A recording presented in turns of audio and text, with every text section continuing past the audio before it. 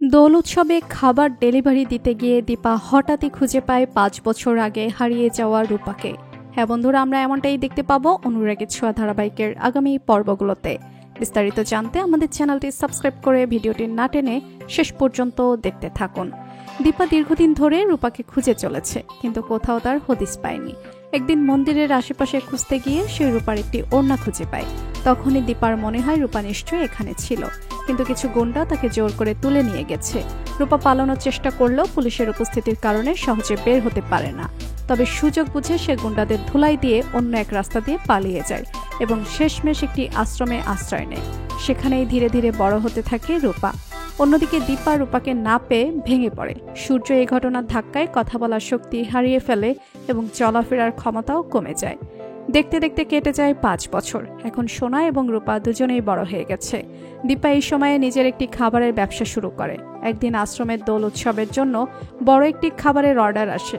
দীপা মনোযোগ দিয়ে রান্নার প্রস্তুতি নেয় এবং সবার কাছে অনুরোধ করে খাবারের গুণগত মান যেন ঠিক রাখা হয়। এদিকে সোনা তার বাবাকে নিয়ে রান্নাঘরে আসে এবং মাকে বলে, বাইরে সবাই দোল খেলছে, তুমি যাবে না মা? কিন্তু দীপার মনে তখন রূপার কথা ঘুরপাক খাচ্ছে। সূর্য, সোনাও রূপার কথা ভাবতে থাকে। অন্যদিকে আশ্রমে দাঁড়িয়ে রূপা রাধা মাধবের সামনে চোখে জল ফেলে মায়ের কথা ভাবে। সে মনে মনে বলে, মা হয়তো আমার জন্য অপেক্ষাও করেন, আর হয়তো তিনি ভাবেন আমি কুমারকে খুন করেছি, কিন্তু আমি তো কিছুই করিনি। এরপরে আসে সেই মাহেন্দ্রক্ষণ।